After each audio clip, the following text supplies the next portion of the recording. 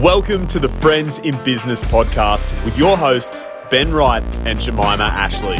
Ben, known as the sales strategist, and Jemimah, our resident visibility expert, are here to share their wealth of knowledge and experience with a little fun along the way. Whether you're a leader, entrepreneur, or aspiring business owner, this is the podcast where we share everything we know about business to help you succeed. Let's get started. Welcome to the Friends in Business podcast.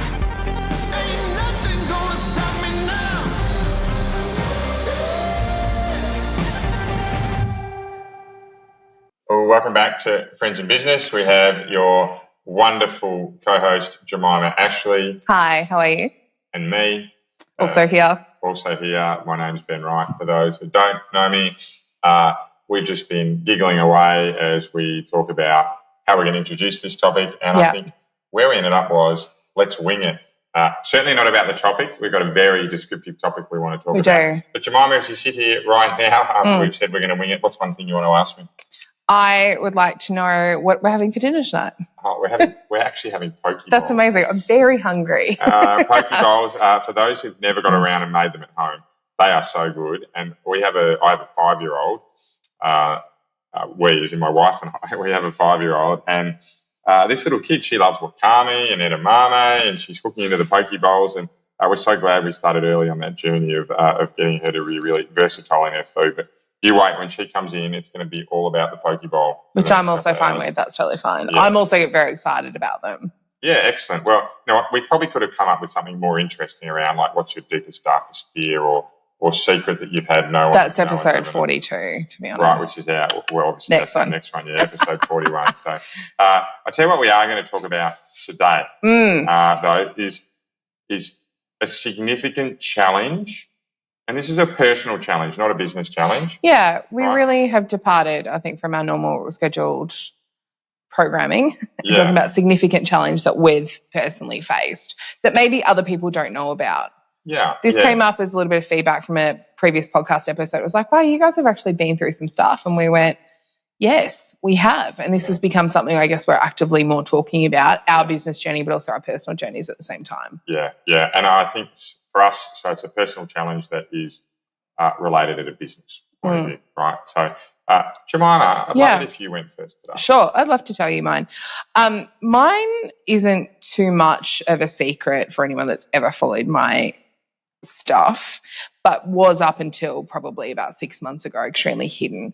So I, and Ben, I don't think I've even walked you through all of this. You've just got the cliff notes when I walk in and say, I need the fridge, and throw medication into it. So about when I was 11 years old, I became very, very unwell and ended up in hospital with massive kidney infections. They couldn't figure out what was going on. And it turns out I have a pretty significant birth defect I was born with an extra kidney. So I actually have an extremely big chronic health issue that I've battled for my entire life, really. But it's really, really come to a head in the last couple of years, and I've been in a bit of a fight with that for a little bit. So I was going to share a bit about that today and what it's like to live with a chronic health condition. We had 2 kidneys? You normally have 2, yeah. Right. So I have 2 very formed ones, very happy independent ones here. I have an enlarged one on this side. So I have the equivalent of 3.5 kidneys. Right. Have you ever noticed how many times I have to say I need the bathroom while we're recording? That's why. I haven't. You will now. I'm oblivious to that stuff. Very carefree in terms of noticing. Okay. So that's obviously had a big impact on your life. Yes. I do know about this, so I don't need to react as if it's the first time I've heard it, right? Yeah, brand new information. And with the risk of sounding soulless, we're going to talk today about how it's impacted our ability to perform at a business level. Yes, for sure. Yeah, so tell us about it. How it's historically worked for me is I would develop a urinary tract infection, which would develop into a kidney infection, which had catastrophic consequences a couple of times. What you need to know, very quick biology lesson, is on top of your kidneys is something called the adrenal glands. Do you know what they're responsible for? Adrenaline? It's energy. So the first thing that happens is I get very, very tired when I start to get an infection. Right. So what has historically happened is I would get very tired for a couple of days, develop an infection, have to go on a course of antibiotics, and this would take anywhere between 2 to 3 weeks to clear up. What's made this significantly worse is I've probably had over 100 of these infections. So over time, you are now talking about a wall of time that has been sunken into this. That also impacts my bottom line because I can't go to work. Or if I'm working, I'm on the couch. I'm not going to networking events. I'm missing stuff. I got COVID, got run down, couldn't come up here, and got a kidney infection. I was like, well, that's my next week out, so I can't even come and see you guys and record. It has put absolutely huge impact on the business because I have been impacted. One of the reasons I actively really advocated for this being the topic we were talking about is because so many people, when I opened up about this chronic health condition in 2024, I ended up in hospital. I ended up with sepsis. I almost died. This year, I've had a few hiccups, but nothing bad. But I have managed to procure a vaccine for this. This is like I'm on a trial. It's grossly impacted our schedule of recording, which is every week or so, because I'm constantly having to get different tests and stuff done. And that's been absolutely incredible. What I want to talk about, that's the background. What I want to mention specifically here is the impact that any chronic health stuff has on your life, but particularly business. Number one, you're missing meetings. No matter what you try to do, you are failing at work stuff at least a couple of times. Your energy levels are crashing and at 100% in the bathroom at sometimes. You are just not having a great time. So even if you wanted to sit down and record, you couldn't. You couldn't push through. You can't pretend that you could do that. The next is financially, this has a huge impact. Not just because you have to go to doctors. I took over 1,000 tablets like in the last 6 months. That's a lot of medication that you have to take. Not just the cost of that, the development costs for the business. I'm not going to a lot of these sales opportunities that in the rooms and the conferences and the speaking engagements, hugely impactful. And finally, just also putting huge stress and the mind space that having a chronic condition takes up. Got to call the doctor back. I have to do that. I have to go, did you take your medication? Did you do this? That's time I'm not developing or working in the company. Okay. And therefore, we're restricted. Okay. So impactful, really impactful. Yeah. And again, not trying to sound disingenuous, but we're here to try and provide great Absolutely. advice. What have you done to make sure you remain productive while dealing with that? Yeah. So there's a couple of ground rules that I put in with the team really quickly. Sometimes I will have to cancel things. But the good news is that my team have been incredible about that, of picking up slack if I needed them to. I have created a business that I actually don't have to go to work if I don't have to, as in like I don't have to go to an office. It just means sometimes I can't do networking events. So number one, I work from the couch a little bit. Sometimes you have to do those things. When you have chronic health, I do not recommend that, but it's better than being in bed. Sometimes you just have to be comfortable and do what you need to do. The second thing is sometimes you have to cancel things, and that's really okay. There's very few times in your life that will be absolutely catastrophic if you withdraw from doing something, speaking an event, going on a trip, whatever that looks like. And the other thing that I've put in place is ensured that every single person that I have to have that phone call with will actually be okay with it. I've just made sure and surrounded myself with the right people that if that deadline's not met, there's a real reason why. And honestly had to be a bit honest and say this is actually medical. This isn't because I couldn't be bothered doing the document for you. Anything around your prioritisation where you make sure you're always getting the most important stuff done? That has not, because of the condition that I've had, it can be struck down at any given time. There's not a rhyme or reason to it, unfortunately. That's just honestly at a micro-bio level. The prioritisation really comes from, if anything, sometimes I have to delegate out to team who know how to do their job anyway, and most of the job that I have set up and that I can outsource 90% of it.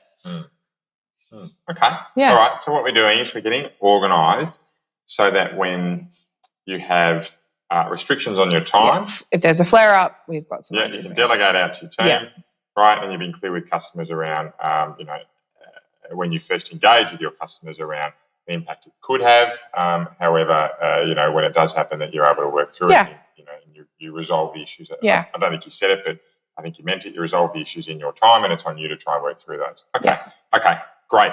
Any advice for people that are suffering, that have challenges? In fact, I'm not going to say suffering. Any advice for people who have challenges at a health level around how they can make sure that their business continues to perform? Great question. I believe there are a lot more people impacted by chronic health conditions than we believe. Yeah. One thing that happened when I started actively sharing this story and going and being approved for this vaccine, that people came out to say, oh, that happens to me. Oh my gosh, I wish I'd known. And actively, I had not spoken about it, probably even to you to a degree.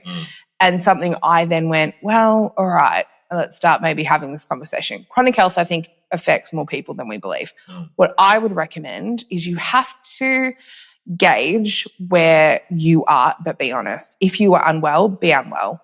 Don't try to push through it. That's actually detrimental to yourself, your business, your staff, your team, whoever you've got around you. If you're unwell, be unwell. Know now what you can delegate as soon as possible. Get very, very clear. And you have to set strategies up if things go south. You also need to be very, very clear with people about your limitations. Occasionally this happens. I don't lead with new clients just saying, no, I have a health condition, but I will ring and say, look, something's come up. I'll give you a call tomorrow. My sincerest apologies. I have draft emails ready to go if I need them. But you'd be surprised how many people are really great with you being honest. Okay. All right. So you're advocating for honesty, setting up structures within your business that allow you to perform. Anything else? And I would also ensure that you have really good support and structure around yourself, because there is so much work that you're going to have to catch up on. That's get the right team, get right outsourcing, get right people around you. So is there anything else outside of those two that you'd highly recommend? I think the biggest thing that I would add to that is just being gentle with yourself in times of flare-up. There is just, as much as you can have support and have people around you and delegate work, I think there is this moment of that this isn't an active choice.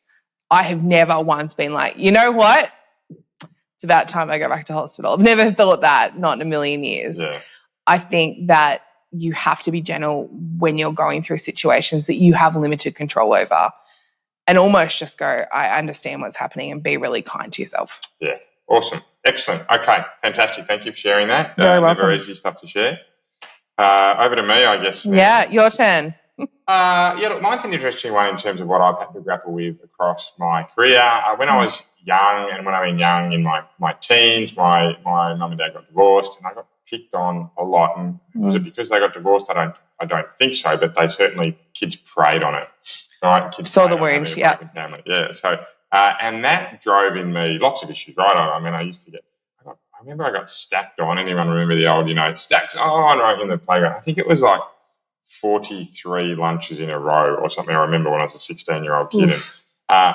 And I'm claustrophobic, so I hated being stacked on. And then after about 43 guys, I don't know why the hell it took me so long, I took a few swings and took a couple of guys out, and it tended to dissipate from there. I also got a lot bigger, right? I wasn't 6'3". I was always a little bit short, right? I was a late grower.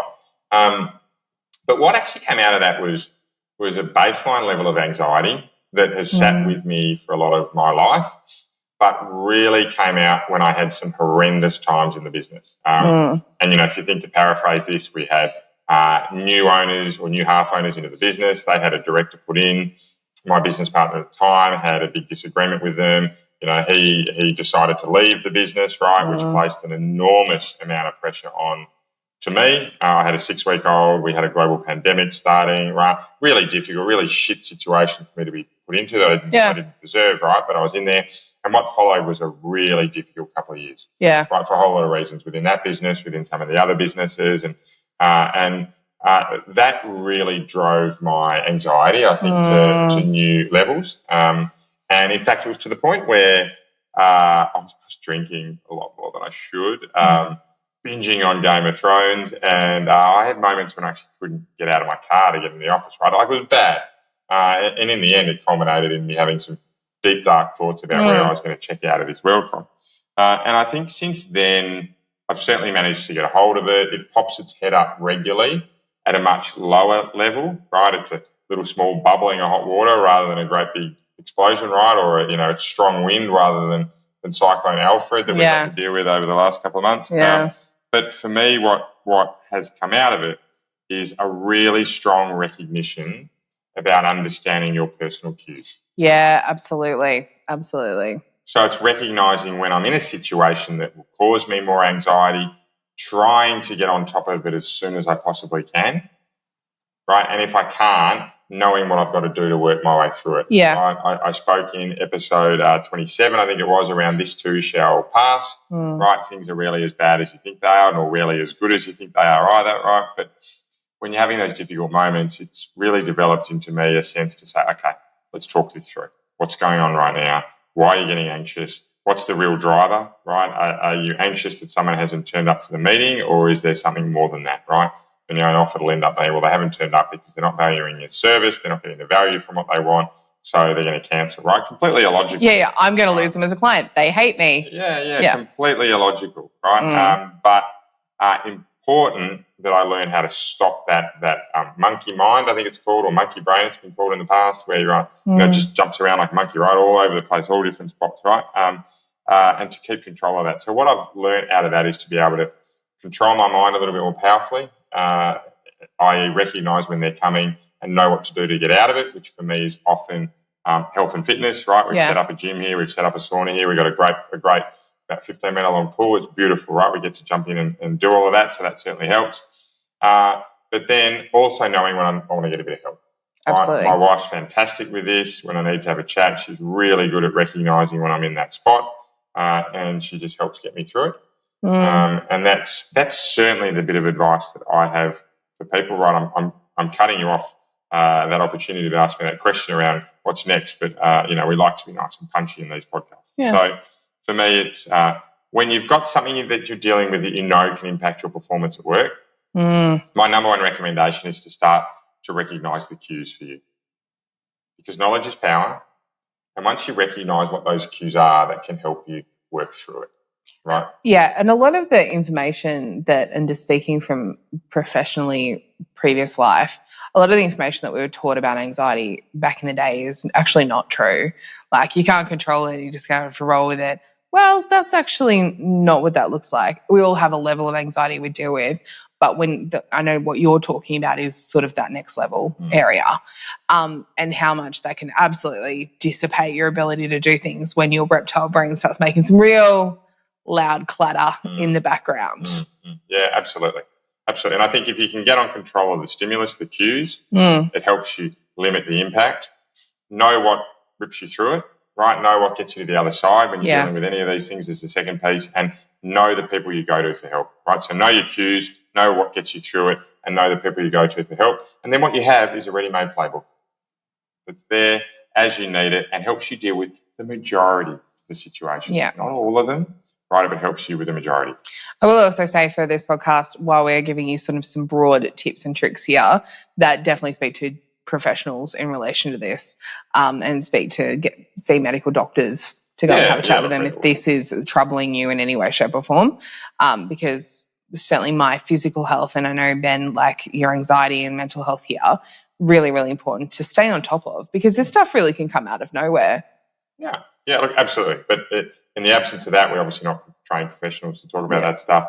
I'm really comfortable to say I'm on top of it the vast majority of the time. The very, very vast majority of the time I'm on the top of it, and I'm enjoying life. And hopefully this trial for you will help you continue to get on top of your stuff. The idea there was, and I think probably, if I'm very honest, knowing that we're going to wrap this up shortly, that I think when you get dealt the cards, this is how it felt to me. I was dealt a pretty dodgy hand. There were moments where I look at the cards and just be like, I hate the fact that I lose 1 month of every year on average, that I'm stuck on the couch, I'm not going anywhere, I can't leave the house, I'm on antibiotics, I don't like, and that messes with your physical health really quite dramatically. And then later mental health, because I'm not going to birthday parties, I'm missing birthdays and Christmases and whatever that looks like. But the thing that really threw me was when I got the offer of maybe this would go away, I could finally acknowledge how bad those cards were. you mean I might get to reshuffle this deck? Are you joking? That to me seems, we'll see what happens, but extremely fine. Yeah, well, it vindicates you keep searching, right? Never accept where you're at. No. Always be looking for ways to grow and learn and improve your situation. And Excellent. sometimes you can do that with us. Excellent. Yeah, and we'll keep trying to do that. Next week, we're going to make sure it's a nice, uplifting podcast, right? A more somber one today, but we'll come back all guns blazing in a week's time and look forward to seeing you then. Thanks for being here with us. Bye for now. I've been tried and you know I've been tested. Thank you for listening to the Friends in Business podcast. This episode was brought to you by your hosts, Ben Wright and Jemimah Ashleigh, recorded in beautiful Noosa, Queensland. For more insights and resources, visit Ben at strongersalesteams.com and Jemimah at jemimahashleigh.com. If today's podcast has helped you, we'd be so grateful if you could leave a review and share with someone you know. This will help more people in the world benefit from the hard work we're putting in to bring you the best content we possibly can.